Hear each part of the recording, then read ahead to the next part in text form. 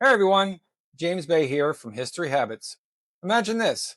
It's July 20th, 1775. No Instagram, no TikTok, no DoorDash. The colonies are on the brink of war with the world's superpower. And what does the Continental Congress do? They declare a national day of fasting and prayer. Not a pizza party, not a protest march, a fast.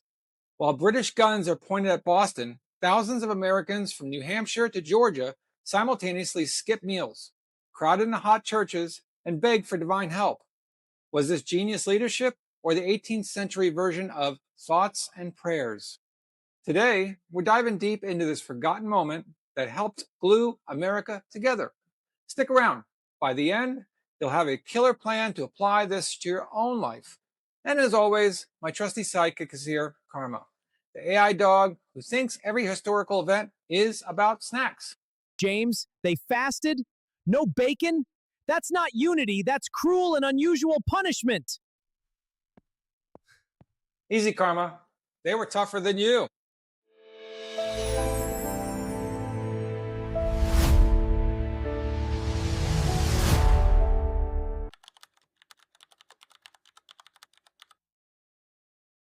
Let's rewind to the boiling summer of 1775, shall we? Lexington and Concord had already happened in April. The shot heard round the world. British forces were bottled up in Boston, and the Second Continental Congress was meeting in Philadelphia trying to hold its first fragile coalition together.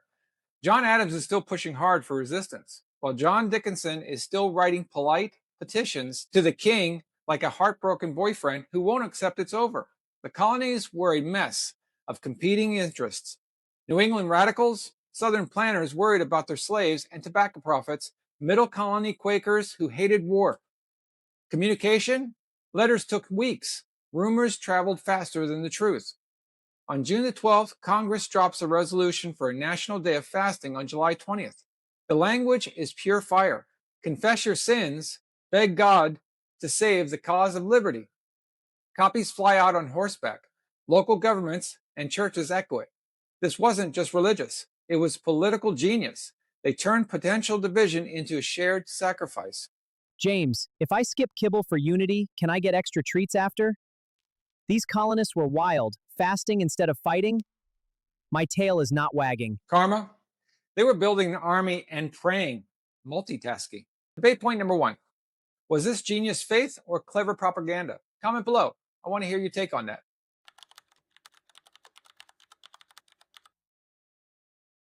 July 20th arrives. Despite the heat, churches overflow. In Philadelphia, Congress members attend service. New England Puritans get fiery Jeremiads comparing King George to Pharaoh. Southern Anglicans tone it down but still participate. Even Quakers join in contemplative silence. Diaries are gold. One guy complains his stomach growled louder than the sermon. Women led household prayers. Some enslaved people heard messages of liberty that planted quiet seeds of hope. Frontier militias mixed with prayers and musket drills. It was one of the only times the entire colonies experienced something truly together in real time. Let's take a humor break. Imagine loyalists fasting too, just to blend in.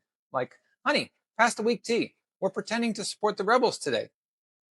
I'm fasting with them in spirit by sleeping through dinner. James, tell me they at least had good hymns about bacon. Focus, Karma. This unity was revolutionary. Debate point number two. Did religion hurt or help the revolution? Some say it unified, others say it caused later divisions. Drop your thoughts in the comments below.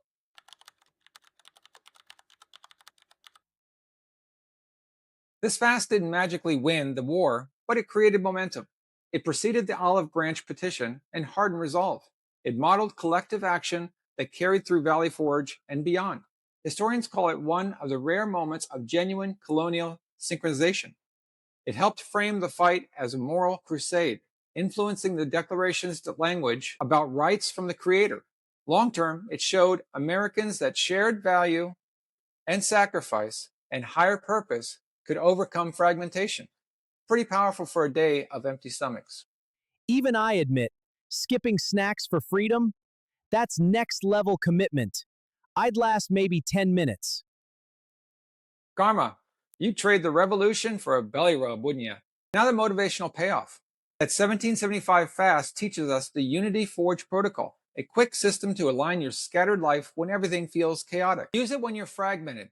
Pause, align, sacrifice, recommit, and launch.